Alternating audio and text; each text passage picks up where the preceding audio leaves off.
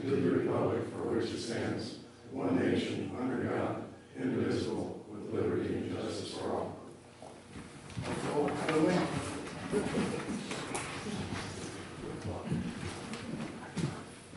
Today is the 13th of March.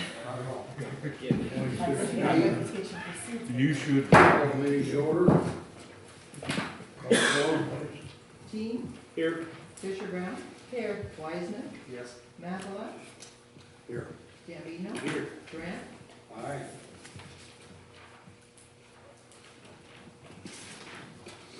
And would somebody approve the minutes, please?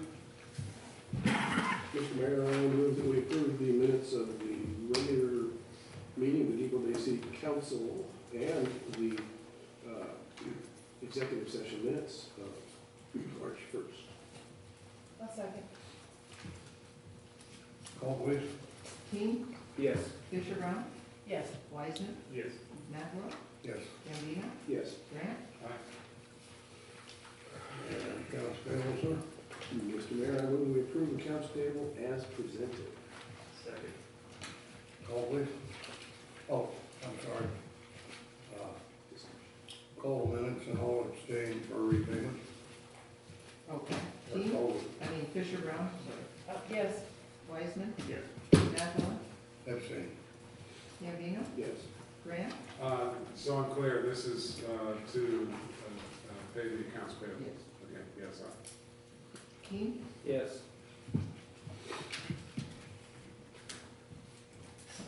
Special orders.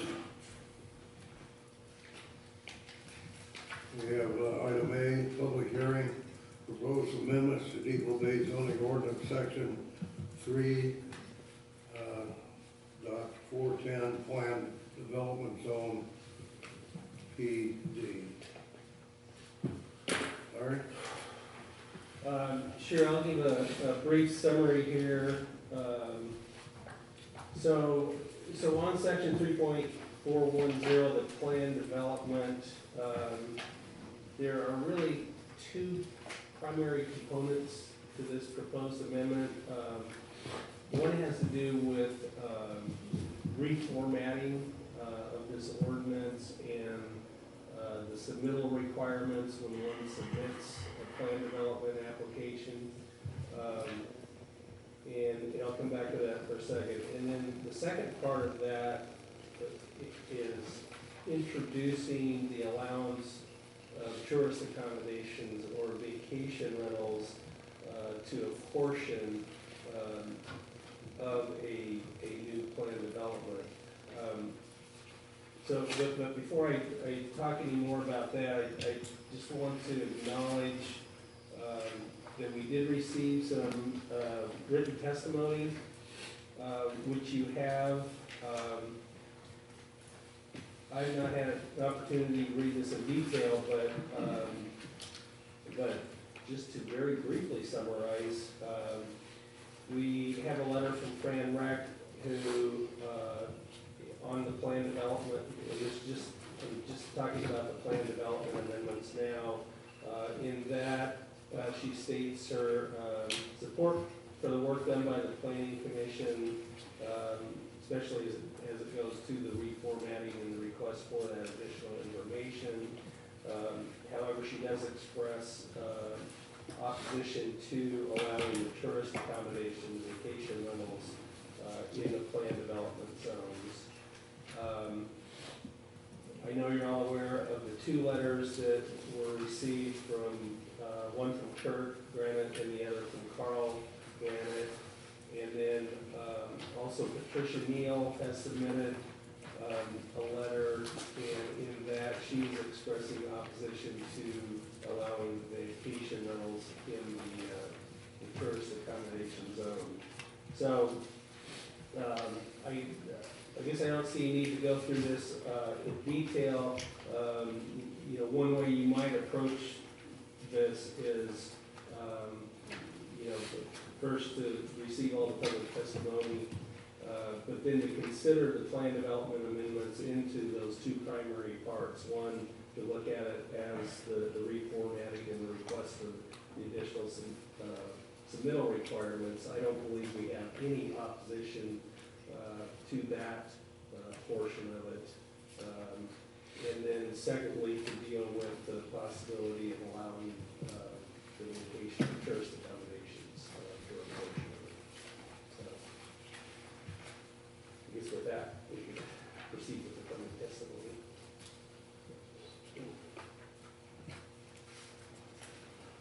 Okay, unless you want me to go through this in more detail, which I'd be glad to do. I just have one question. Can you tell me where the tourist accommodations are current or proposed to be? I mean, currently within the city. Yeah, so currently tourist accommodations are not allowed in any residential zone. So they're really just allowed in the commercial zone, so that pretty much limits it to those commercial zone properties, which are primarily those from Highway 101 with a small exception going down Sunset Street. Yeah. So what this would do is, in a planned development that is proposed to be at least 5 acres in size, that 15% of the total land area could be approved for the tourist accommodation. So an example would be north across from Louisville. Correct, yeah, that's an example. I've got a couple of questions.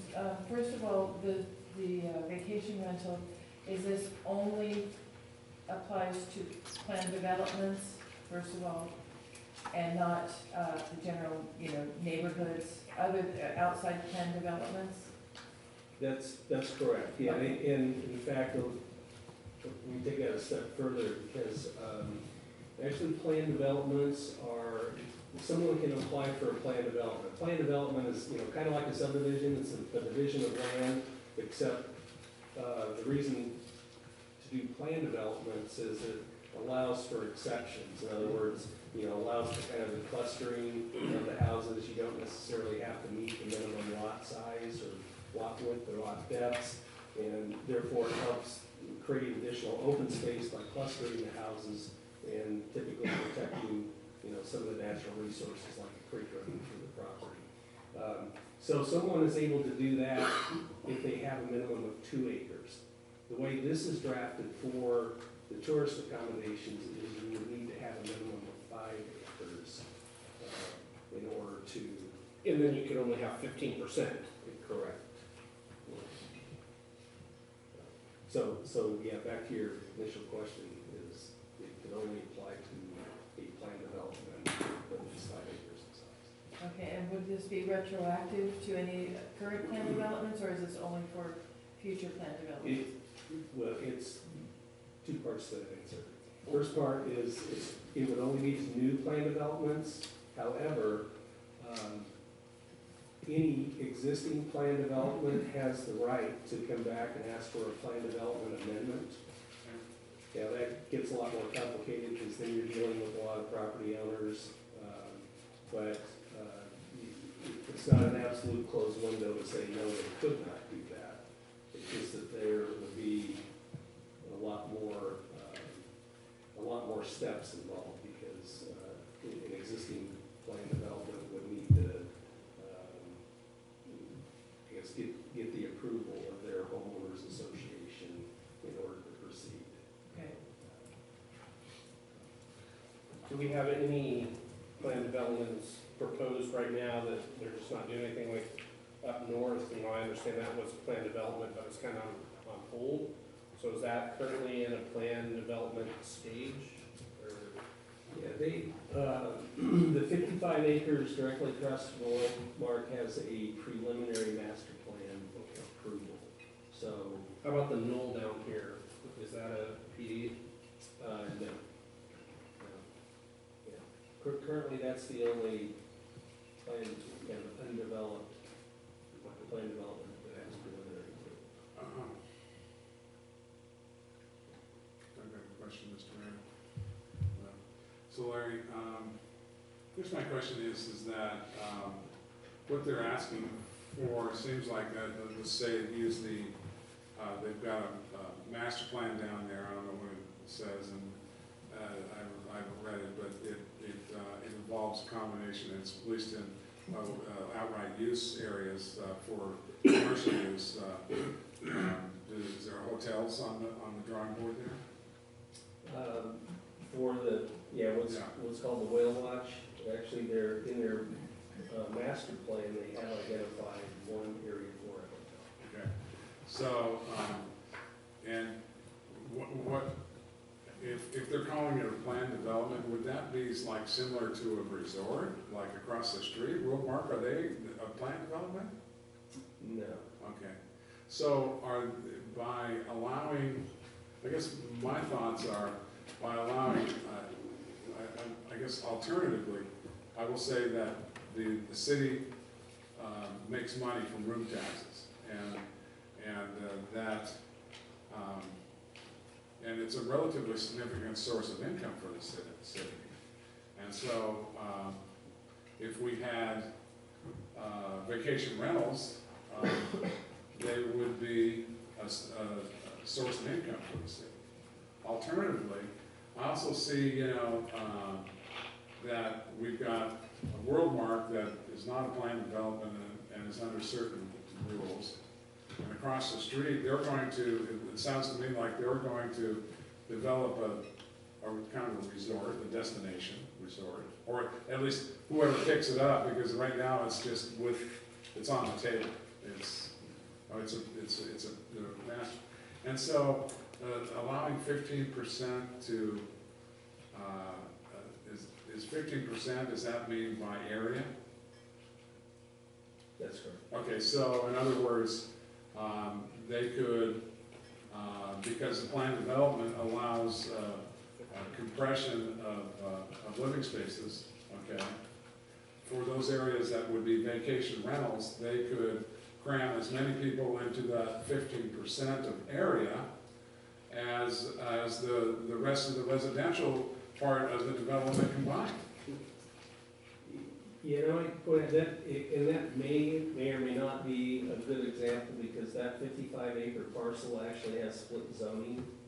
Part of it is zoned commercial, of which we're allowed to do tourist accommodation outright, and that's the whole highway frontage and nearly 400 feet going straight back. And then the eastern half of that property is zoned residential. And that's what we're talking about here, allowing 15% of that residential zone area. Yeah, I guess from this council standpoint, I live in Little Cove, and I see planned developments. I mean, they've worked in there, for a lot of people, but ultimately, when I sit on the board there, I see that what's nice for the developer on a planned development is that he can circumvent a lot of local zoning rules for setbacks and whatnot, and develop, some higher density areas, lower density areas, to the benefit of that whole community, and planned developments have worked real well throughout the state. I guess I'm a little bit leery in setting aside more, knowing that it's also a way for the developer to circumvent certain current zoning that would forbid more high density accommodations there for the sake of, because they know they can rent it. It's a de facto hotel room. In fact, it could be built as, depending upon how it's built, it could be a de facto hotel in a residential area.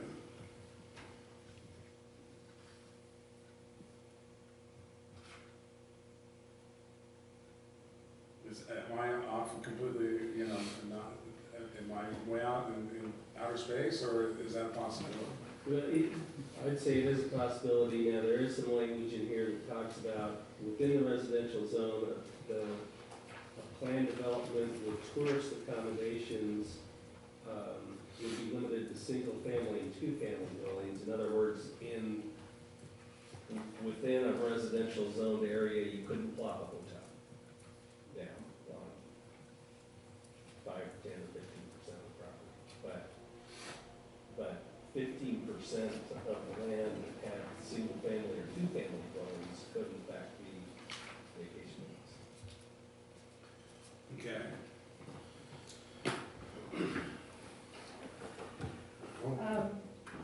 looking at that and thinking about what, the point that Jerome is making, puts me in mind of, the developments down in Sun River, which I've been to many times, and, most of the houses, if I'm not mistaken, most of the houses, when they're not being occupied by their owners, are out for vacation rentals.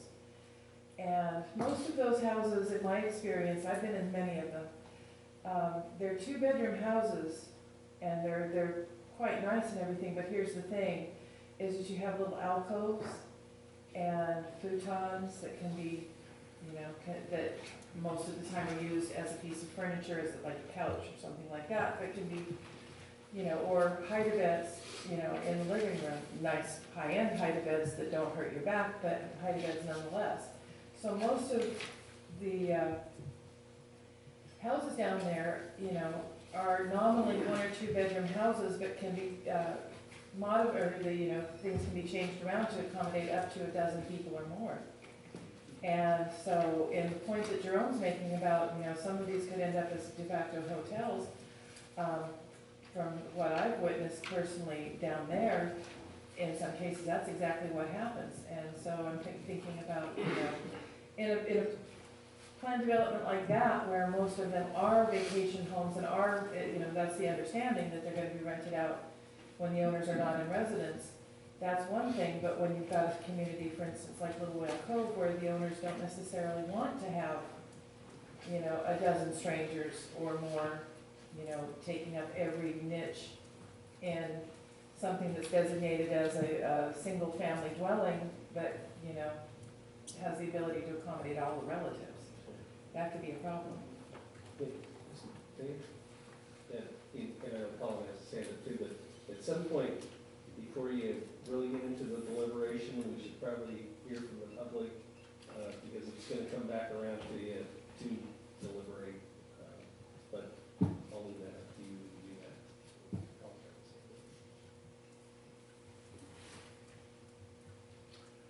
Anybody else? I was just gonna give my 2 cents in on vacation rentals, but I can wait until after we hear some public testimony. I'd like to hear from everybody first.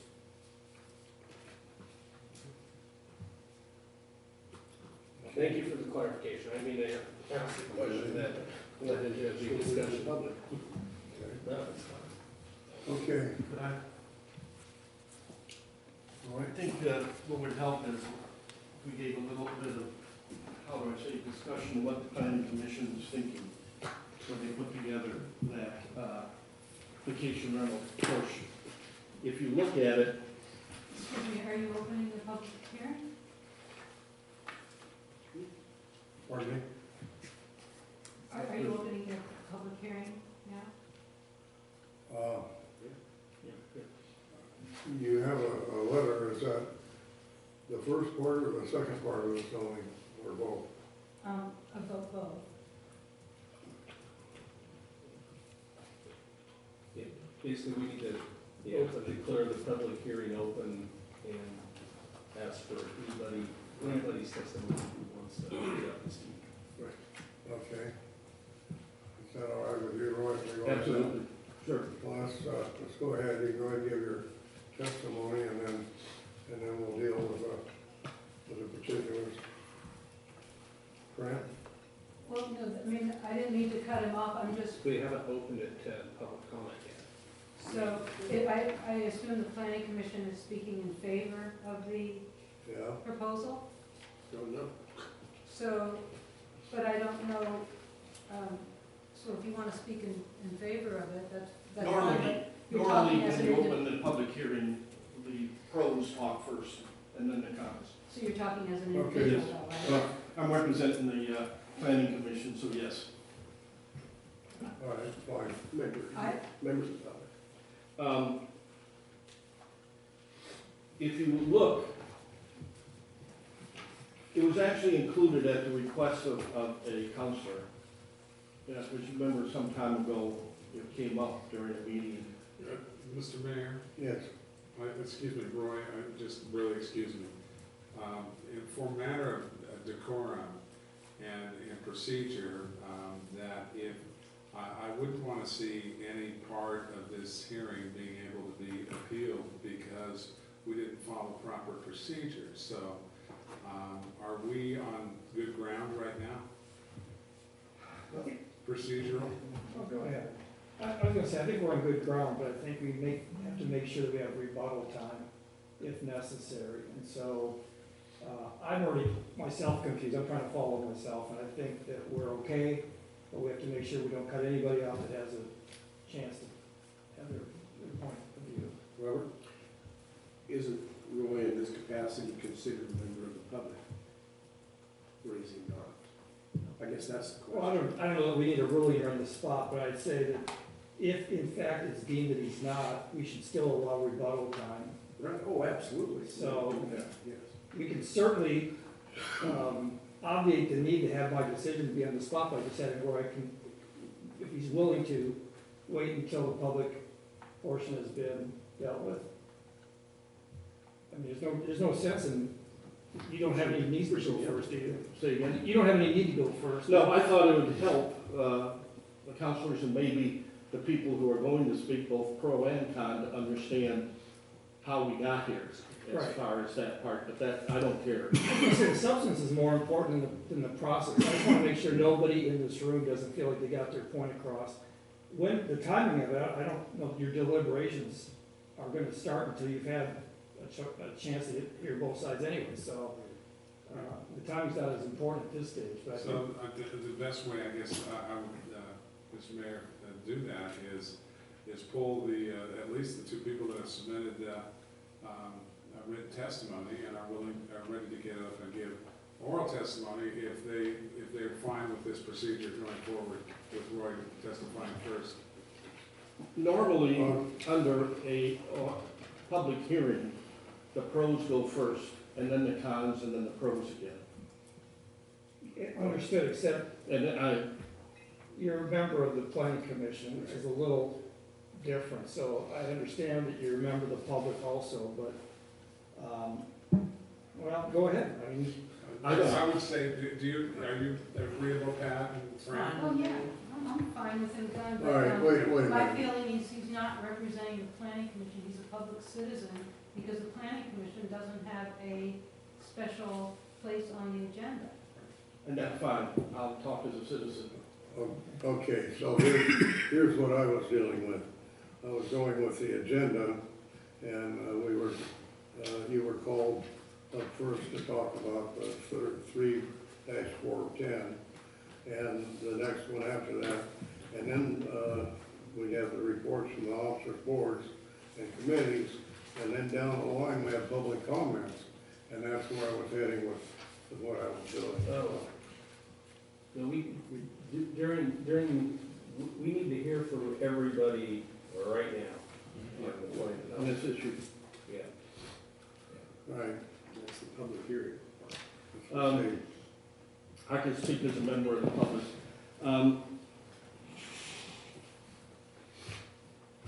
If you look at this well-written document, there's been a lot of work into it as trying to avoid any problems with the city trying to manage vacation rentals and to avoid problems of those vacation rentals with their neighbors. If you look, there's a whole lot of work as far as providing barriers, site barriers, space barriers, noise barriers around vacation rentals that are in residential. It states there's one management company going to be in charge, so it makes it very easy for anybody to complain versus having, as you see in many areas with vacation rentals owned by individuals, they're trying to manage themselves, you don't know how to get a hold of them, they're absentee landlords per se, or there's a management company and you've got to find out who it is to call to get them there. That was the feeling here. There's a lot of work done here as far as all three issues that come up with vacation rentals, and they are issues: noise, trash, and parking. there are always going to be issues with vacation rentals. And yes, the one counselor is correct. It's almost impossible to limit a vacation rental, how many people are in it. I'm down in the dozen residential here in Depoe Bay that are vacation rentals. And that happens in that area, other than the ones that are managed locally. That the manager is right here in town and goes down there and looks, and you have somebody to call. But by giving one manager, anybody could call and say, hey, there's too many people in there, there's too many cars. We have, I think, given a good quantity of spaces, or there are a good quantity of spaces listed, and auxiliary parking for oversized and additional vehicles. So I think it does the best possible if you're thinking of allowing vacation rentals anywhere in town. The last thing you want to do is open up the current residential areas additionally for vacation rentals. As I say, I live in the middle of one, and I think the residents of town would really balk if you opened up any additional. But by opening up in the plan development, it's part of the approval process. The planning commission will have approval of what the developer offers. All variances have to be approved by the planning commission. Everything is subject to the appeal, so if neighbors don't like it, they can appeal it and say that's too high dense, that's too many vacation rentals, etc. That can all happen. But it's like any other plan development. It's a negotiation at that point between the city and a developer. One of the things here is there's guidelines down on paper. So if a developer comes in and wants vacation rentals, the planning commission will be running around in circles. At the same time, they're trying to approve a master plan or a preliminary plan and come up with specific guidelines for the vacation rentals. They're already laid out. Then it's a matter of where, do they meet the guidelines, density, etc., as you brought up. Anyway, that was the thinking behind it. Any questions from me? I have one. Yes. So when you speak about having one contact for the whole plan development, all No, the just for- vacation rentals in that development? That's right. Okay, and they have to be local? We did not say that. What we said was it had to be one management company that anybody knew the number of, could get a hold of, and the city could get a hold of. That person and each individual property owner had to have a business license, which the city could pull at any time. So I think there should be a large quantity of self-policing, if you know what I'm saying. Hopefully. So my question, and I just want to make sure I'm understanding this very clearly. Vacation rentals need to be managed by a professional property management company. And you're saying that needs to be one for that area. Who's going to decide that it's the one? I think that would be really cutting and maybe walking down some bad road here saying that we're going to pick ABC property management versus 1, 2, 3 property management. You're not going to pay anything. Who's going to pick that property management to The manage? homeowners association of that group. I think that's not, I wouldn't agree with that. I would agree that it has to be managed by a professional property management company, because there might be one in Depoe Bay, there might be one in Lincoln City, and there might be one in Newport. And all three can very well effectively manage that, but to tell a homeowners association and maybe 20, 30, 40, however many people, your only choice is this one company, but maybe they don't like that company. Well, or that means, the thinking is that when somebody buys in this area, they'll know the rules. You know, it's not unusual for a homeowners association to say, you will use this gardener, you will use this, you will use that. If you don't do this, then you're also allowing an individual to manage it. And that's when you get into the point of, That's not what I said, it's professional licensed property management. that's a license they can get, I mean, that's basically, you know. And then you have to have, if the city gets a complaint about garbage or parking or anything, somebody has to look up a phone number for that house Sure. to find out who it is. And our plan was to eliminate and put the burden all on, you know, that management company is responsible for it. I understand your, you know, it's. When I hear your merit and the thinking behind it, and If you don't do this, I think personally, I think the only other way to do it is increase the TRT for this area so that the city gets reimbursed for doing that work. That would be the other way of doing it. or there's a nice big sign right on the front of the house that says who it's managed by with a contact number. Real easy to drive by and look at the phone number. You know, we have that in the Dirty Dozen. And to try to fix it in the Dirty Dozen, it was said it had to be a local number. Well, in today's world, a local number doesn't mean anything. You know, you call up and it could be somebody in Bend. And what's somebody going to do in Bend about the people next door making noise? Or having garbage thrown all over, or having 10 more cars than their driveway can fit? It's a tough situation, I understand. I want to defer my thought to Mr. Givner, because I just really think it's, me personally, I think it's in a gray area, and I would like your opinion. Would the city be in a position to be able to say that we can only use one particular outfit to manage a certain group of homes? Well, the PD gets approved, and as Roy said, when it gets approved, you can put that onus on the homeowners association. So either method is correct. I mean, you can say one or more as long as they're equivalent to something, or you can just say one. I mean, so that's a policy decision, but no, either direction is legal. Okay. Because it's during the approval process that you dictate those terms. Go ahead.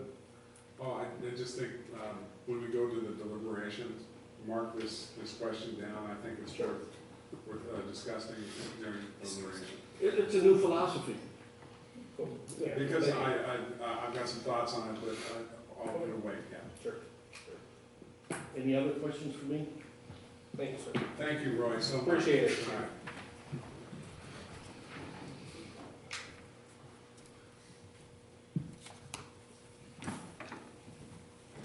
All right.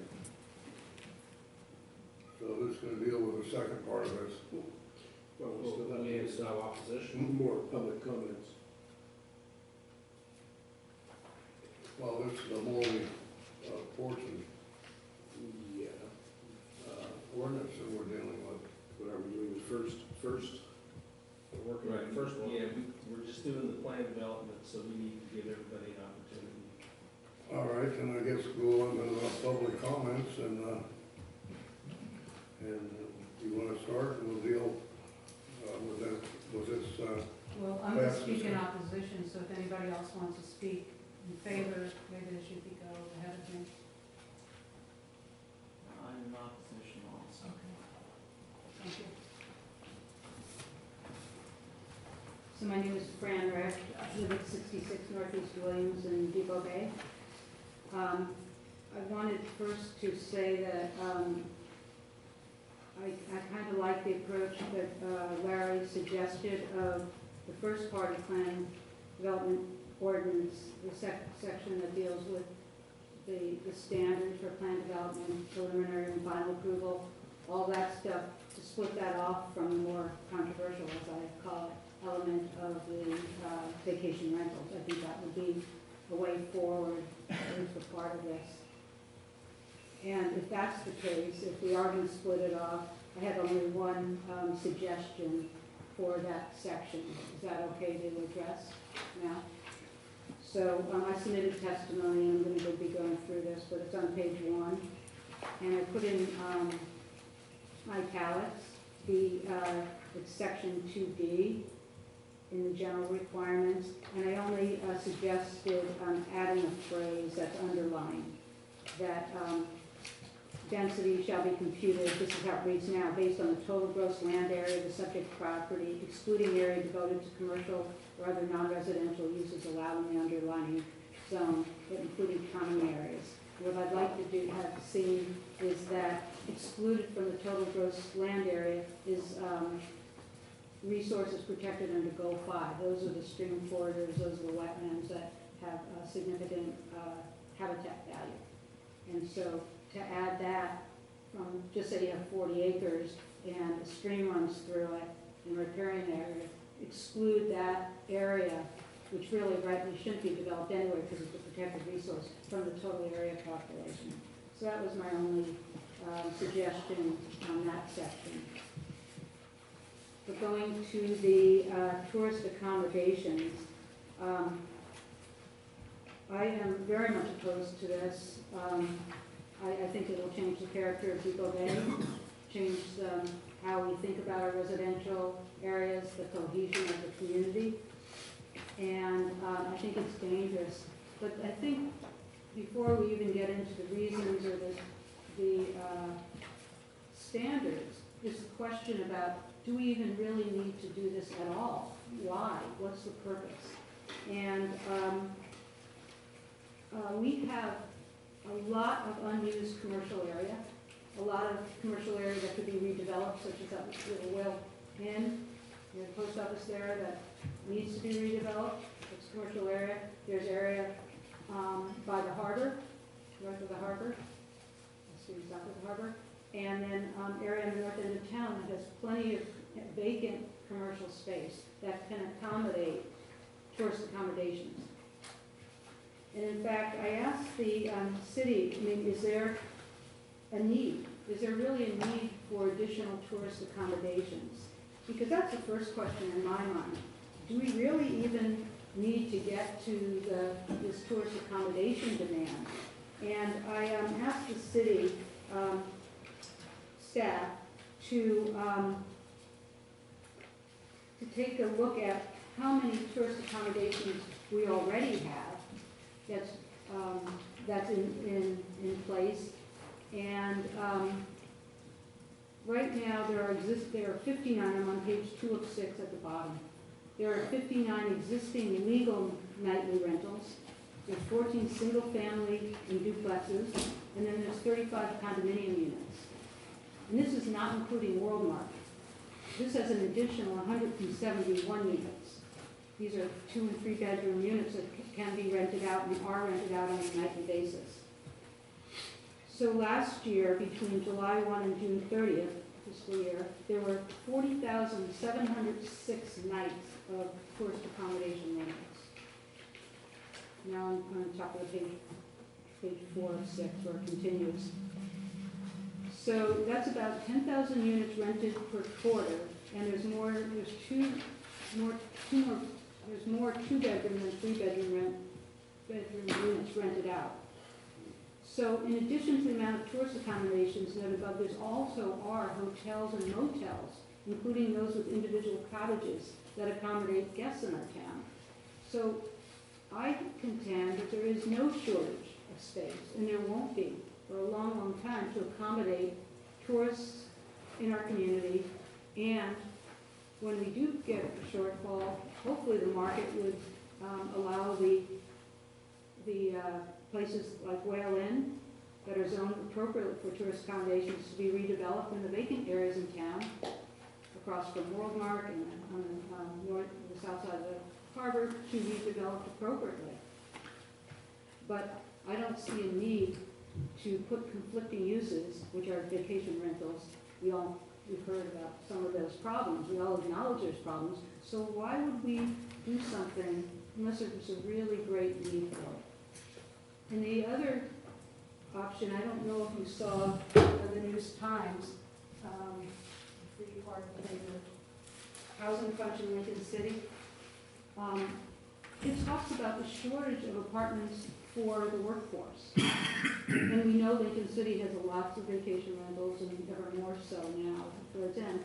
And there's really no places for a workforce. and our tourist economy needs a workforce. So I really like to challenge the fact that we even need tourist accommodations in residential zones as a first argument. So now the other part of what I'd like to talk about is where the tourist accommodations would go under this ordinance and how much there could be. So on page 3 of 6, there's a map. There it is in color. Those are all the areas in town that are 5 acres or more that could be developed as planned developments. Did you get the maps in your? So I'm not sure if I'm right or not. Could you show me what the first page looks like? So thank you. Sorry. that's all right. It should be the. Yep, got it. Okay. So those are the areas. I think when we think about it, and I think when it was being thought about tourist accommodations, did you get that? I did, I'm just trying to sort through. Oh, the okay. papers and- We were all imagining the north part of town. We were all imagining that vacant spot. But when you look, they're all over town. They're within all of our neighborhoods. And these are residential areas that are appropriately zoned for tourist accommodations. And there's 191 acres, more or less, of eligible space that could be tourist could be planned developments that are 5 acres or more. 15% of that is 29 acres. And I think Jerome's point about how dense an area could be if people wanted to maximize that versus residential areas is a real good one. Because if you take 29 acres of land, and the calculation is at the bottom of page 2, 29 acres I transferred into square feet in an acre, and divided by 5,000, which is the required amount for a single, for a dwelling unit. So there could be 253 tourist accommodations in this town, 253 more in these areas. So that's a lot of housing. That's a lot of tourist accommodation. And so I'm very concerned about the impacts on residential areas, no matter how well they're screened or buffered, no matter where the property manager is. They're just not appropriate in residential areas. There's commercial areas that are along 101 that can very much handle that better, those impacts better than sticking these uses in the middle of a residential area. So, so the other point I want to make is I want to know about the taxation of these units. If they're tourist accommodations in residential zones, are they going to be taxed as commercial uses or they'll taxed as residential uses?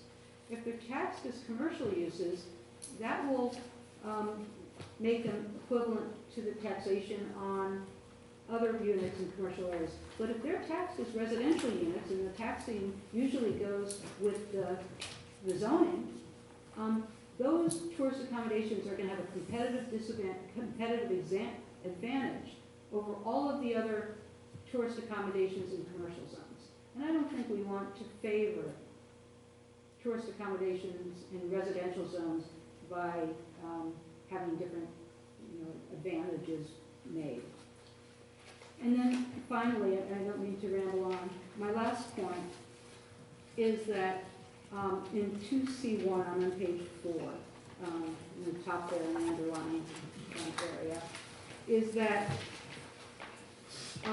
one thing that's not in there, and I do see it as a really big gap. If you are going to allow tourist accommodations, because you see a need or whatever your reasons would be, I would hope that you would require anybody who's going to develop a planned development with tourist accommodations to be required to build out the full phase that has the other 85%. You have 15% in tourist accommodations and you have 85% in other uses.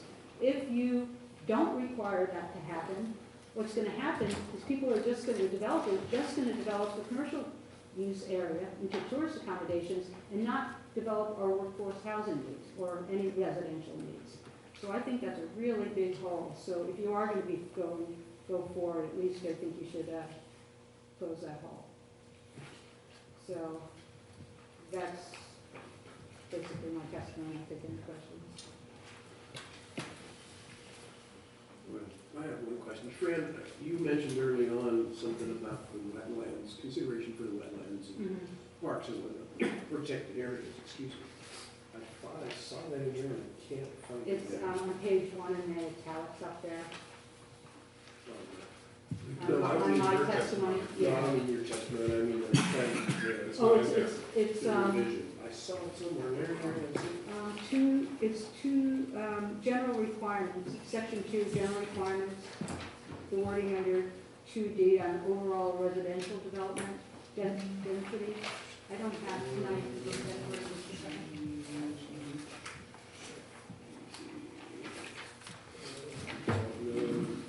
For you, I don't know that can you answer that question for me? What is the current TRT tax? Yeah, we have 8%. 8%, and that's 8% of whatever the nightly rate is. So if it's $100, that's $8. The territory of the city purpose, excluding the territory of the commercial or residential uses of the zone. That's not what it's talking about. I thought I saw somewhere where it said it has to take into consideration, waterways and, No, it doesn't, but I'd like it to do so. okay. And then I don't know, I'm kind of on the fence about whether or not Depoe Bay really does need more vacation rentals and tourist accommodations. However, we do have something now. Of course, you don't want to make an amendment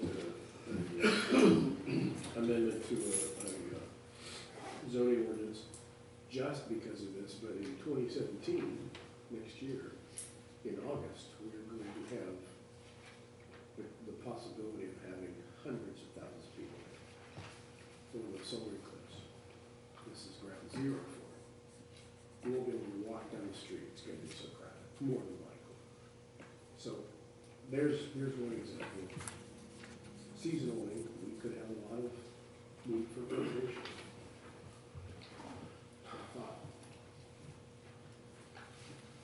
So thank you so much for your input.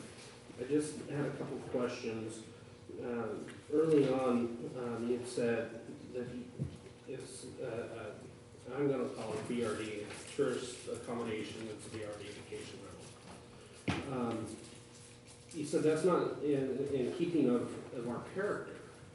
I'm just curious of what your opinion character is, or your definition of character for the city of Depoe Bay is.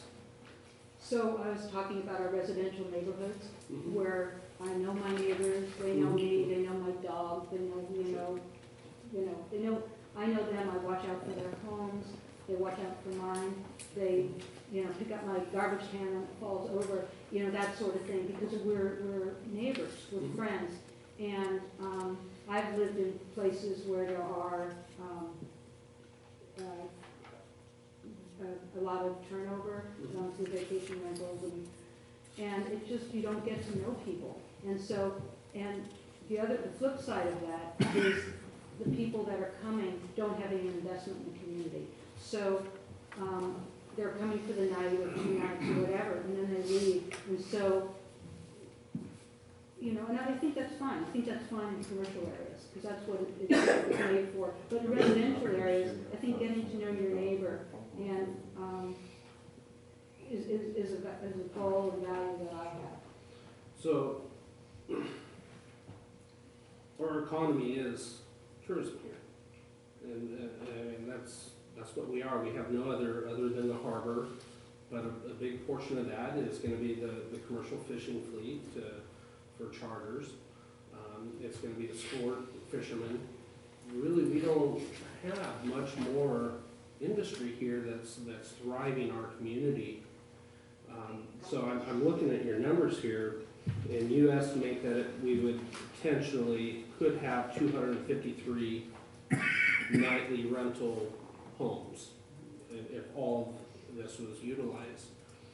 Furry just indicated the TRT tax is 8%. And I was just quickly running some numbers, you know, if we figure half of those homes are rented on, you know, every night, that's about 126 homes a night, times 365 days, and you times that by how much transit room tax, I mean, that's a substantial amount of money back in the city that the city could then reinvest in the city for roadways and infrastructure and other things. And one point I wanted to make on top of that is Worldmark is one of the #1 destinations within their chain from I've been told, and from what I've seen, they are constantly full. There's a waiting list, I've been told, I can't confirm, of a year or better. If you want to rent one of those rooms, you're scheduling your time there for a year or more. So that tells me there is a need, that people want to come to Depoe Bay. And the more people we get here, if it's one night or 2 nights, they're going to be at the restaurants, they're going to be at the charter boats, they're going to be launching the boat, going to the sport fishermen. You know, our problem with our city is we get a lot of people drive through and they stop at the seawall and they look at how beautiful the ocean is and look at the whales. And then they pass right on either to Newport or Lincoln City, and we're missing those people. They're not staying here spending their money. And so when I look at it for a need, I personally think there's a need. Now, I will stand behind it, and I agree with you.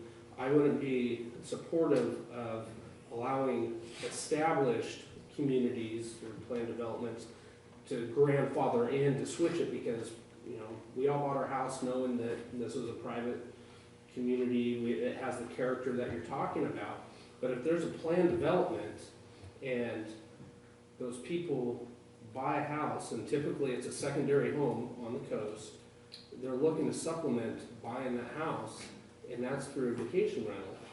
And when you buy into that, you know what you're buying already. It's not like being in your community, you bought for that particular reason, the character that's behind it, and then all of a sudden now it's changed and you've been there for 10 or 15 years. That I don't think that's a good thing. But if you're buying into something, you already know what it is, you can't really complain about that. It's kind of what I have on that. Can I get a response? Sure, yeah, please. So, I think, you know, you make a lot of real valid points, but, I think you missed a very significant portion of the income that comes into Depoe Bay. It's people like me who value the quality of life and, work from my home on salary, and, people who retire here and bring their, retirement pay and their assets. And, while I don't doubt that transit room tax brings a lot of money into Depoe Bay, I provided the figures, I think we have to be careful not to kill the goose that lays that golden egg. Sure. This is a very special community, and I don't want to be like anywhere else. I chose this specifically because of the high quality of life, and that I had get to know my neighbors. So before I would go down the road of saying we need more vacation rentals, I would ask to gather information about vacancy rates. You know, is there really a demand? And if there was a demand, would somebody buy more commercial space and develop a hotel, develop more tourism rentals? It doesn't make sense to me that there's a demand that's not being filled. So I just wanted to. Thank you very much. I really appreciate it. Is there any more questions? That's right. One comment I would make, friends, I agree with, or I would like to reiterate what Colin said, is you did a lot of work, and I appreciate that. Yeah. A Thank lot you of very research, much. a lot of Well knowledge. done. Thank you. All right, do we have any more public comment on the subject? Come ahead, please.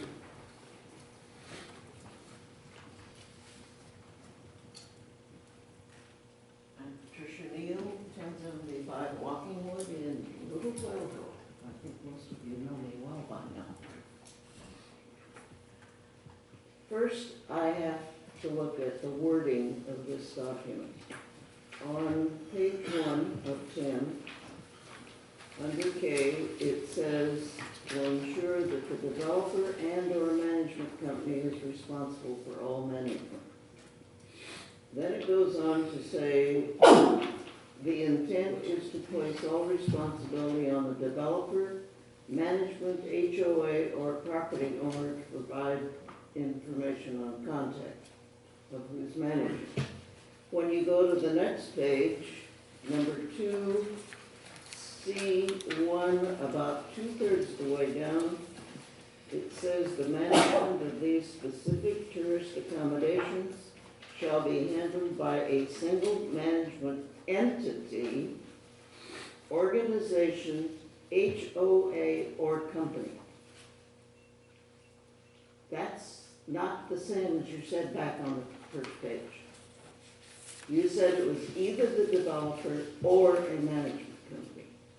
Now the developer has disappeared unless he's an organization, and you've thrown in the HOA. Now, one of the reasons that I particularly focused on the HOA, under state laws, homeowners associations are to manage the affairs of the association. They are not to rent houses that are owned within an area. Now, you probably could legally put in your CCNRs that you are going to manage them, but otherwise, I think you've got a problem with state law. And the same thing is true with condo associations. The association board manages the business affairs of that association. It doesn't rent out property. So that's one hurdle that I think needs to be looked at legally if you do decide to do something about this. The comment was made that who would hire the management company? And the answer was the HOA.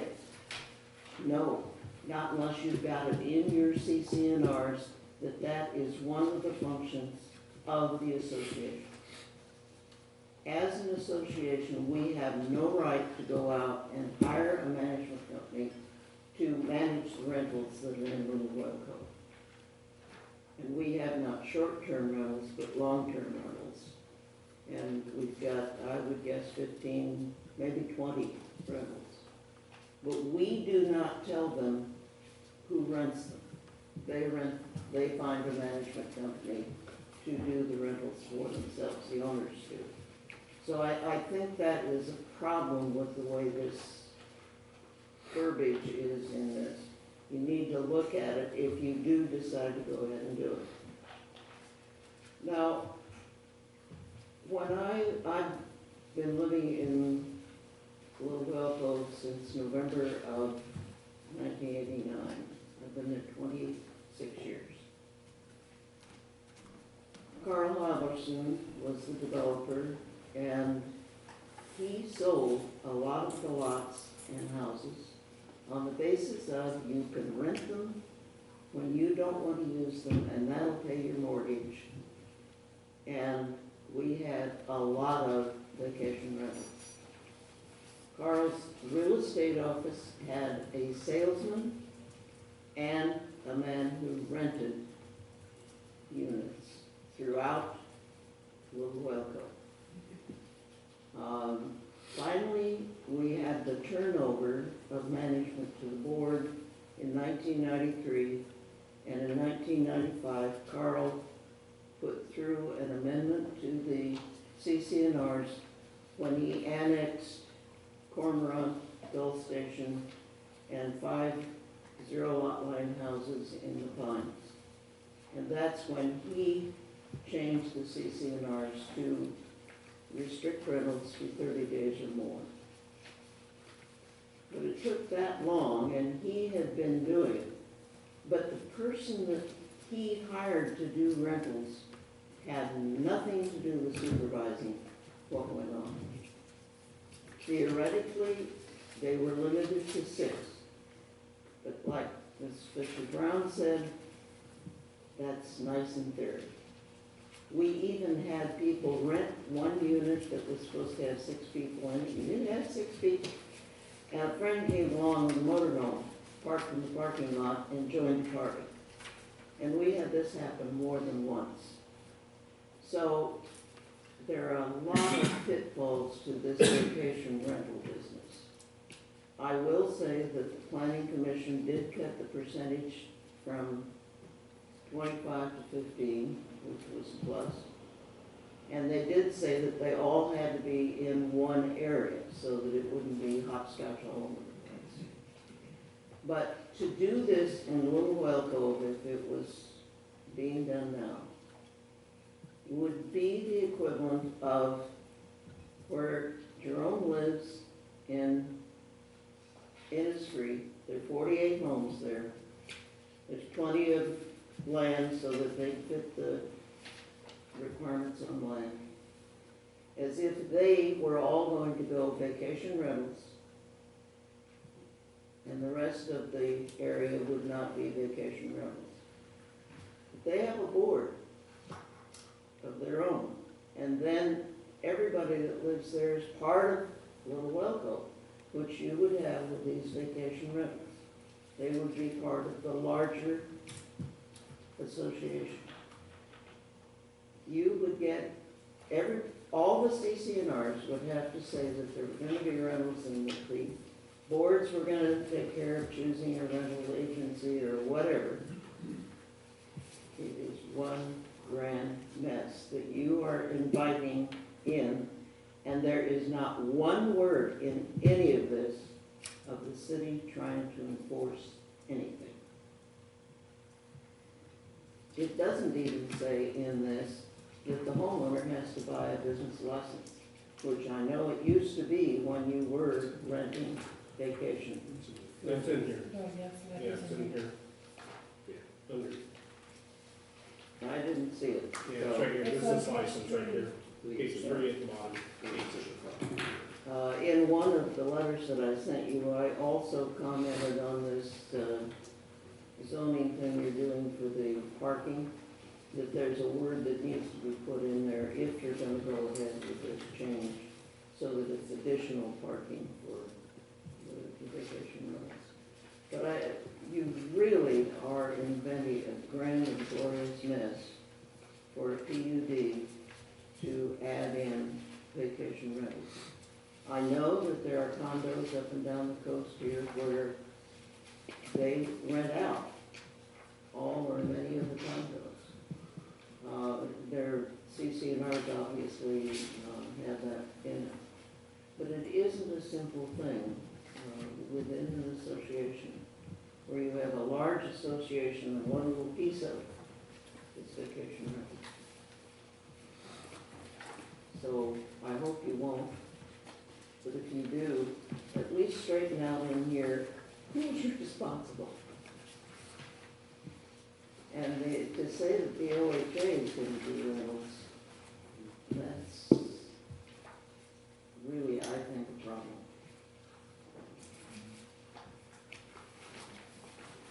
Any question? I'll save some of my comments for deliberation, but that is, if anybody is, I've known Pat since I've moved in for the last, into Little Rock Cove, for the last 3.5 years. She is a recognized expert in these matters. Okay. Well, I've been on the board for 14 years for one thing. Imagine you learned a thing or two while you were there. Well, yeah, and I'll save my comments for deliberation. Thank you so much. Thank you, Ms. Neal. All right. Where do we go from here, Counselor? Any rebuttal by anybody? I could, answer questions additional, but as far as, who's responsible being in the CCNRs, in here, the developer has to show the CCNRs, and they have to be approved by the planning commission. And at that point, it would come out as far as ensuring that the CCNRs say the homeowners association or whoever is responsible to hire the management company, et cetera, you know, happen that way. I don't remember anything else.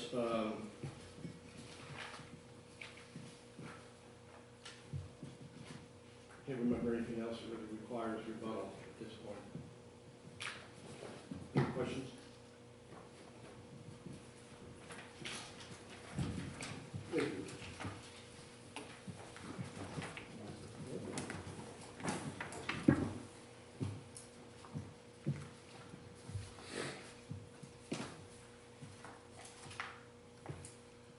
So we're looking for a motion on, I might as well open it for discussion.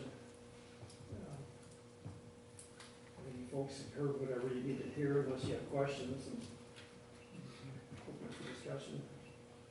go ahead, Colin.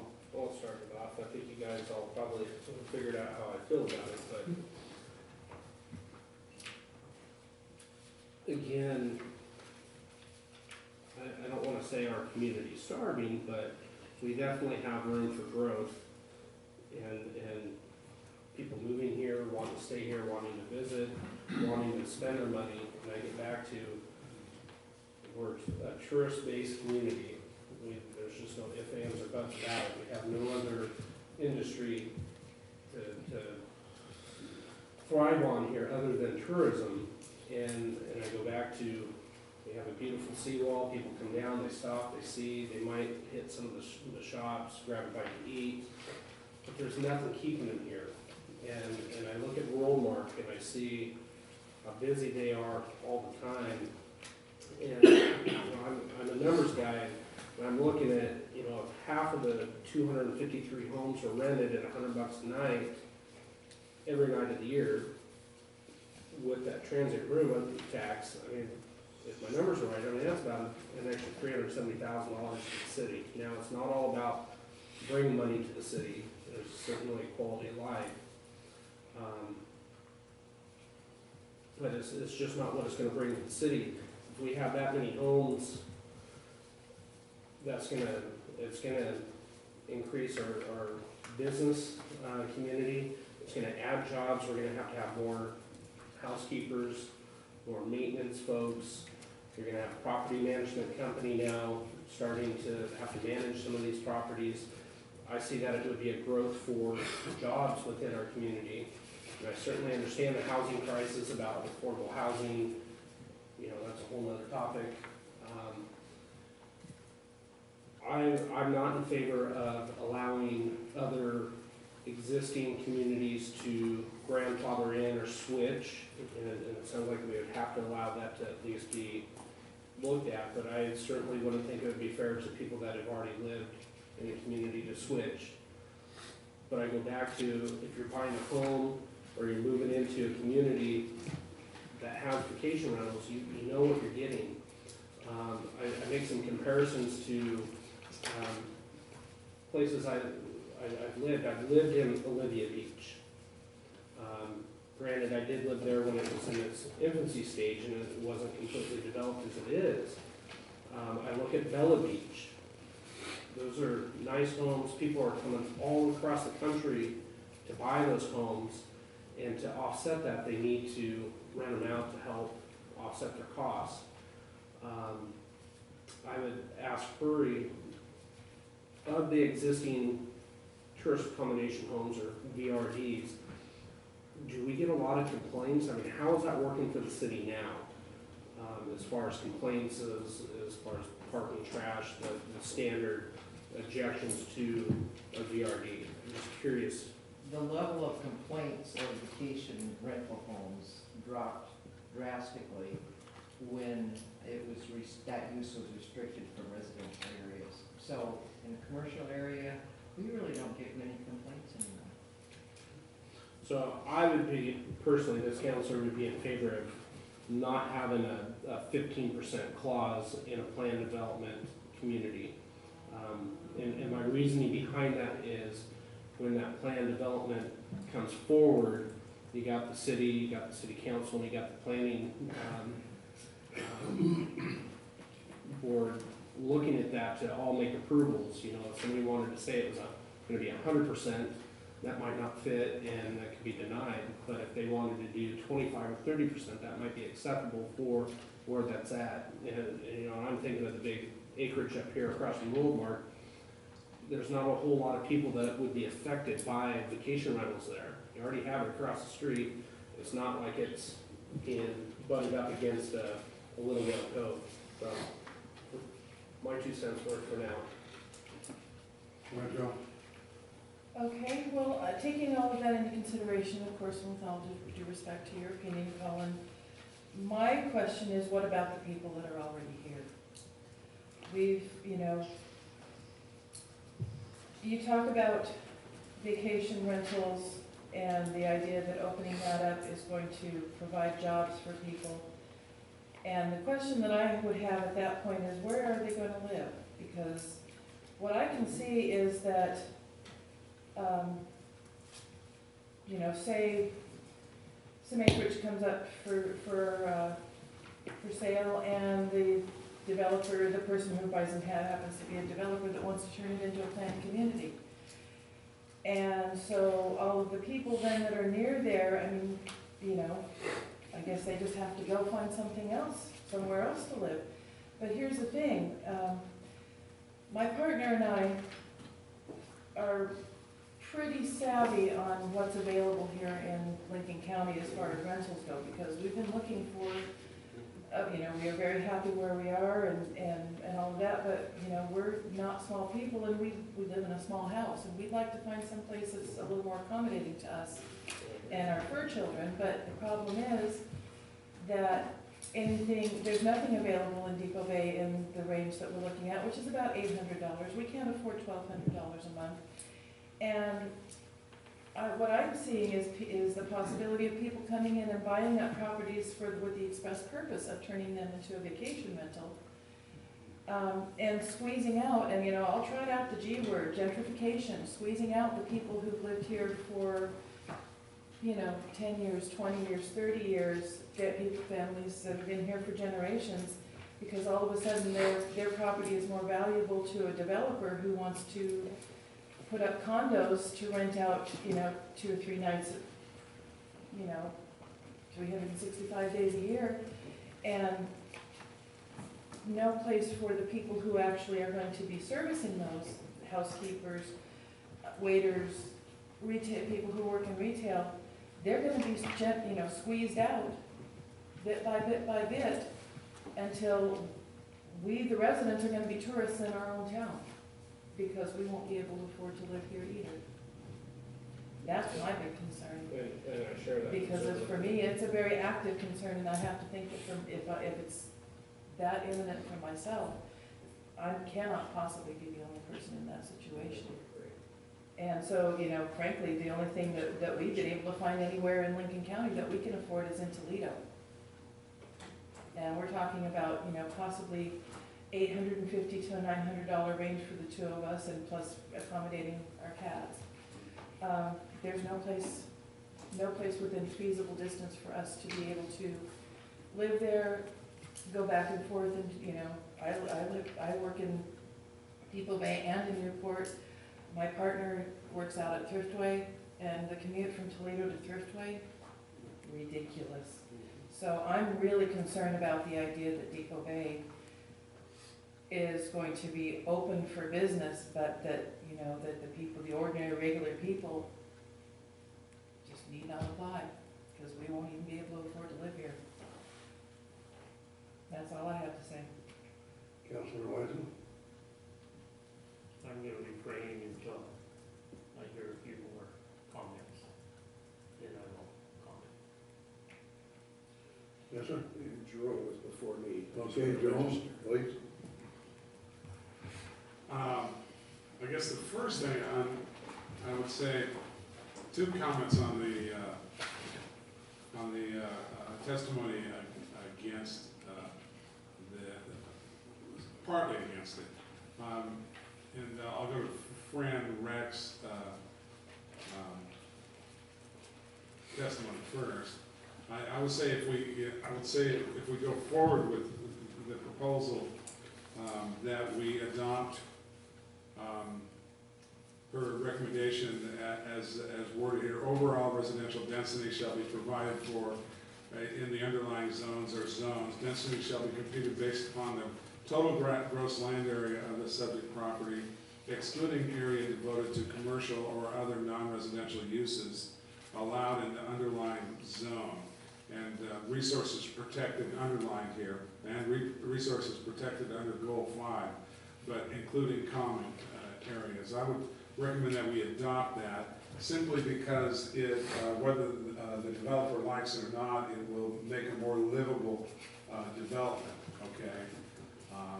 If we protect, as Ms. Reck points out, this provision helps prevent overly dense development that could compromise the health of protected natural resources, and I would say, streams, riparian areas, wetlands. Not only that, it's just, I saw this great documentary on the guy that designed a lot of green areas, including Central Park. It's just good for the human psyche, it's green areas. So I would recommend that we adopt that language into the proposal here. Then the second of all, with Ms. Radcliffe, I'm also, she pointed out a couple things that I guess I would be sensitive to, is that what is our current commercial development in areas that it's an outright use to be able to put a hotel in or a motel in, like the old Whale Inn area and several other areas that that also would be competing, maybe offering a competitive advantage for renting those places to vacation rentals, okay? And that also includes some of our hoteliers, moteliers right now, including, I'm surprised she's not here, would be Peggy Leone, would be for the trollers. I'm surprised they're not here. Travel, is it what was the Pacific? Crown Pacific. Yeah, now is it Travel Launch?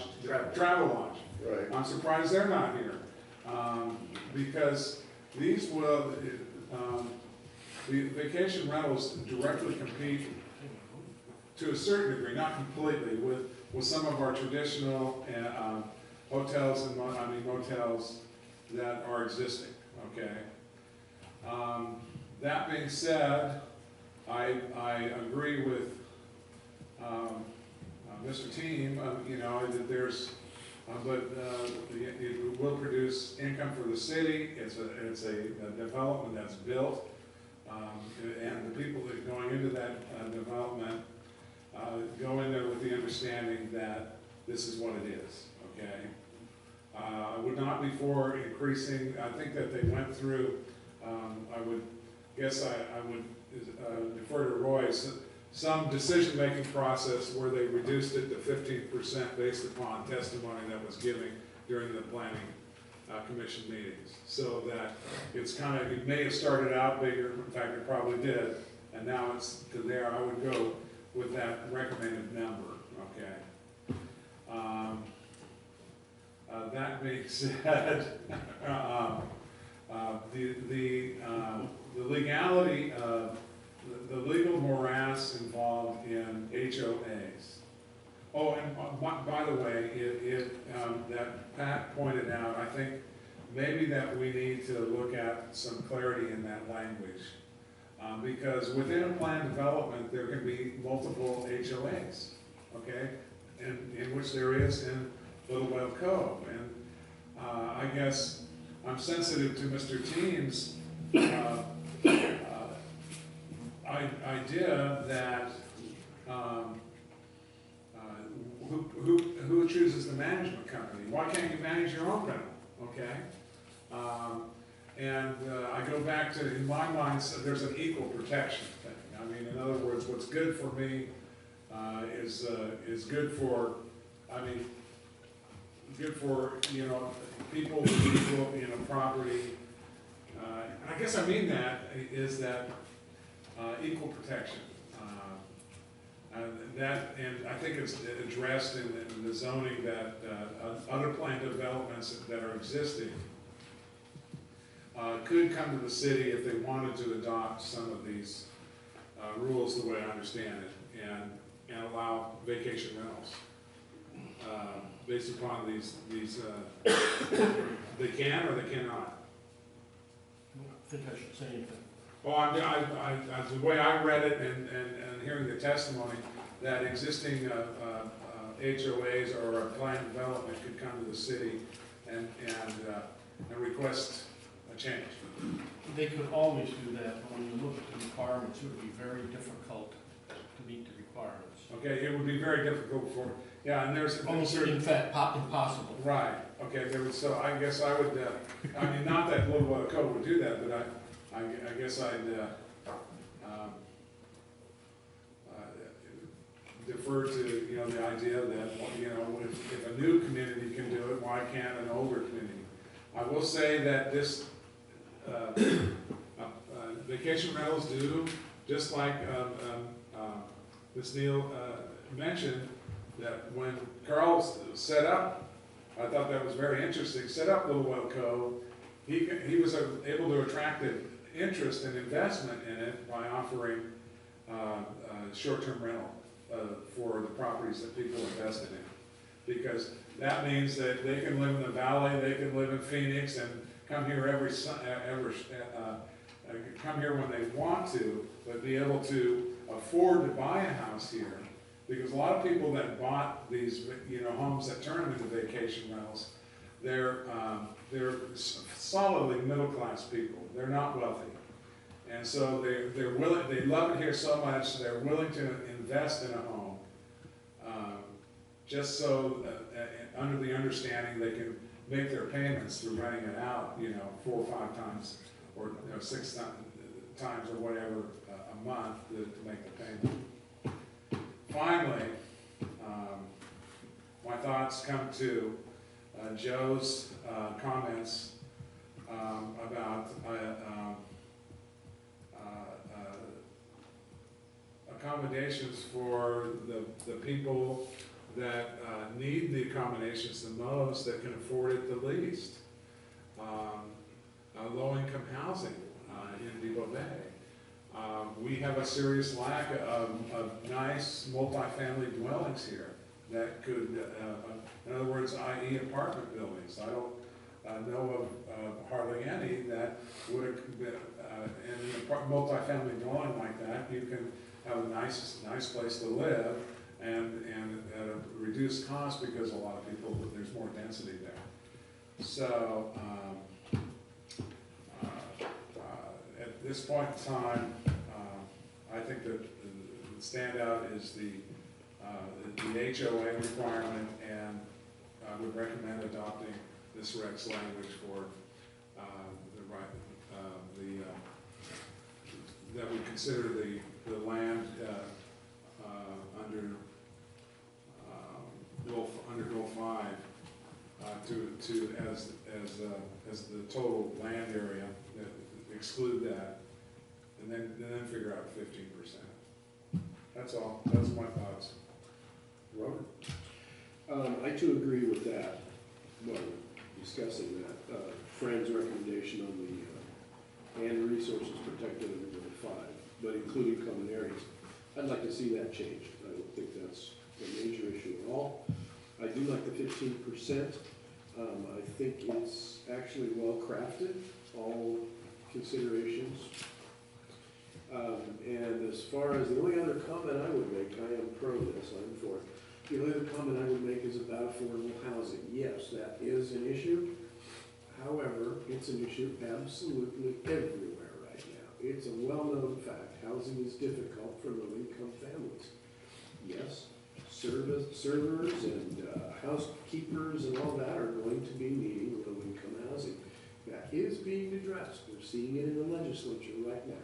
If you read your bulletin, there's a couple of bills that are going to be addressing that, and it's going to help. That's a completely separate issue. As far as how much travel time that people that have to do, it's worse than that. I work at Chinook Points Casino. I would say at least 1/3 of the working population of that casino live either in, McMinnville, Willamina, oh, yeah. Same. I have people that I work with, security officers, that live beyond, what's the county, Right. Spirit Mountain. Yeah. They live beyond it and they drive. So that's probably yes, it's gonna be a problem, but it's a separate issue that can be addressed and it is being addressed. Yeah, just to kind of follow up with you and what Joe said, is I am very sensitive to that. I know several people that have spent a year or better looking for affordable housing that you would want to move into and actually live. I mean, there's housing out there, I'm sure you've seen, but we wouldn't let our dogs live in there, let alone for the rent that they're charging.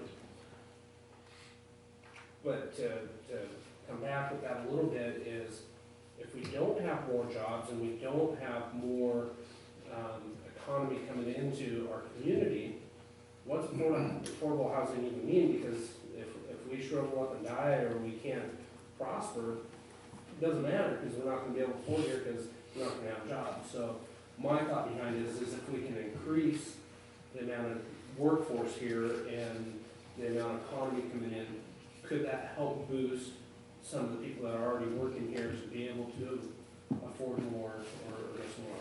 But I'm very sensitive to that, and I support affordable housing. And later on, I'll give you some information that I've learned too from a meeting last week. So. Okay. Well, my response to that would be that I understand that it's the transient visitors that come, the tourists that come, that is what, what keeps Depoe Bay going. But what that's all based on is, the idea that we want to not just attract the high dollar rentals and the high dollar properties that result in the high dollar rentals, that mean that people who can afford to can come to Depoe Bay. Because isn't that all supposed to be for the benefit of the people who already live here?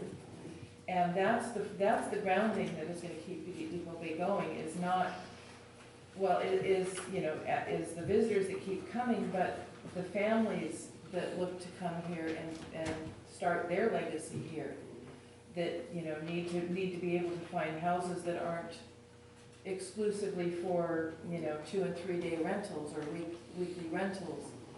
And, families with kids and that want to come here kind of like I did, get out of the valley, get out of the rat race, come to a place that's a little bit lower key and, not moving quite so fast. And, being here not as a visitor, but as somebody who plans to stay. Can I just follow up to Joe? Yes, sir. What, pardon me? Can I just follow up to Joe real quick on that? We should be first. I think he was up first. Go ahead, Councilman. We've all made, or all of you have made some very good points, both pros, cons.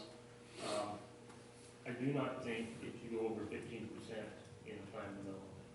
I think that's a fair number. My concern is for those planned development that are already grandfathered in. If they came back to you and asked for permission to do that, would that be on new homes built in those developments or existing? Let me address that. It would basically be how it was proposed by the applicant. Yeah, and let me talk just a sec about how it would be difficult. Let's take Little Whale Cove, for example. One thing to be very clear is the city cannot and does not control CC&Rs, and that will continue. For Little Whale Cove to come and, if this went through, for Little Whale Cove to come and request 15% of our area we want to be tourist accommodations, for starters, your CC&Rs are going to have to be changed. We, the city, don't have anything to do with that. So that's a major hurdle to begin with. But then again, if you do, then basically what the city be looking for is you would propose what area or what areas you would want to be tourist accommodations, and then the planning commission's gonna look at the criteria and make a determination of whether or not they approve it or not, if it meets the standards. Just a thought, throwing it out there for discussion as we talk about PD. Would it be appropriate maybe to include something if somebody's coming forward with a PD plan that, because we're all sensitive to the needs of affordable housing, and we're putting a restriction on VRD or tourist accommodations at 15%, could we put something in there that a certain percentage of the planned development needs to be affordable housing? Kind of like what you're doing is saying, well, VRD or tourist accommodations, you can have 15%. If you're gonna do a big master plan development, a certain portion of that needs to be affordable housing. Just a thought to throw out there to see if that's even something to consider.